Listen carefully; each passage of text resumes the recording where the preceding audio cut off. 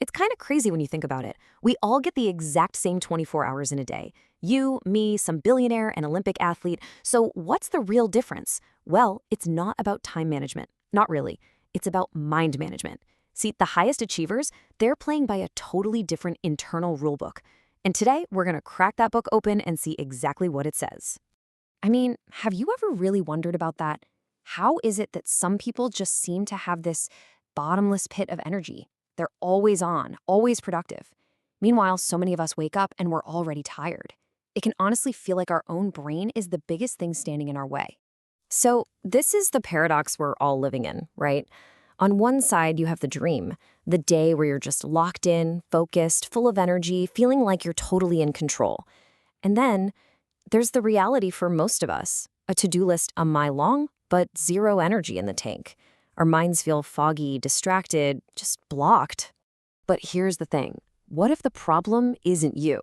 What if it's not some personal failing or a lack of willpower? The real issue is that most of us are trying to play a game without knowing the rules. We're fighting against our brain's natural programming. And neuroscience is super clear on this. If you want to win the game of productivity, you have to work with your brain's operating system, not against it. Okay, so that's exactly what we're going to do today. We are going to unlock those rules. We'll break it down into three main parts. First up, the foundation. Think of this as your body and mind. Then the engine, which is all about focus and learning. And finally, the core, managing your emotion and energy. All right, let's dive right into the foundation. These first two rules, honestly, you can think of them as the non-negotiable hardware upgrades for your brain. If you don't have these in place, nothing else is going to work right. Okay, rule number one, sleep. And we have got to stop thinking of this as a luxury. It's not. It's your brain's essential nightly reset button. Seriously, while you're asleep, your brain is doing some heavy lifting. It's cleaning out all the mental junk from the day, filing away memories, balancing your emotions, basically clearing the fog so you can actually think straight the next day. Just think about the incredible potential this unlocks. So often, we trade sleep for a little more work or another episode of a show, right? But what we're really doing is robbing ourselves of our single greatest asset. When we finally start to prioritize sleep, we're giving our brain the recovery it desperately needs to do its magic. And building right on top of that foundation is rule number two, exercise. Now, we usually think of exercise as something for our body, for our muscles, but it's just as much, if not more, fuel for our mind. There's this deep, primal connection between moving your body and waking up your brain. It literally releases chemicals that act like a power wash for mental fog. I mean, just look at the difference. When we're sitting still all day, our thoughts actually get slower, our attention gets scattered. You know that feeling, right? Mental fog. But the moment we start moving, even if it's just for 20 minutes, we tap into this whole other state of mental clarity and fresh energy. It's like movement creates a rhythm in your brain, and that rhythm just streamlines everything. Okay, so our foundation is set. We've got our hardware covered. Now let's talk about the software we're running on that hardware. This next section is all about the engine, how we can seriously upgrade our ability to focus and to learn. All right, let's just tackle a huge myth right now. Multitasking? It feels productive, doesn't it? It gives us this false sense of getting a lot done, but what's really happening under the hood? Your brain is frantically switching between tasks, and every single time it switches, your energy and focus just shatter. The real power, the real magic, is in the exact opposite. Deep work. That laser-like single-task focus that unlocks a whole new level of quality and creativity. And that brings us right to rule number three. Focus. Just one task at a time. Look, we live in a world that is literally designed to distract you. Every notification, every ping, it's all fighting for your attention. So in this environment, choosing to focus on one thing, that is a conscious, deliberate choice. It's a genuine superpower that lets your mind work with incredible depth and clarity. Okay, next up, rule number four, repetition. Do you ever feel like you just have a bad memory? Well, the science suggests it's probably not a weak memory at all. It's just a lack of repetition. Think about it. Your brain is like a muscle, and the way it strengthens connections is by repeating an idea over and over. That's how you turn simple information into something that's totally ingrained, something that's part of you. And this journey is so important. It starts when you first hear an idea, right? But to really make it your own, you have to repeat it.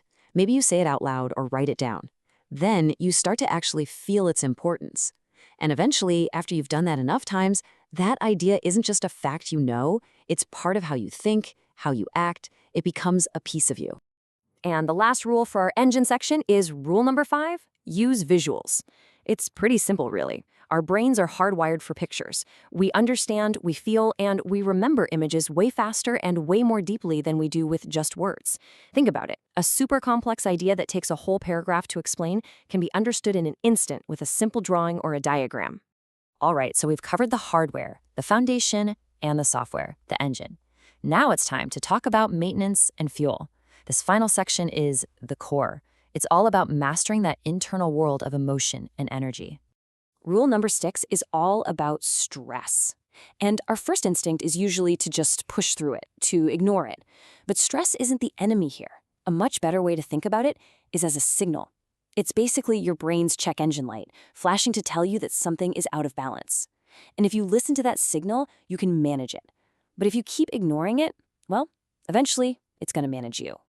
You know, we love to think of ourselves as these super logical, rational creatures, right?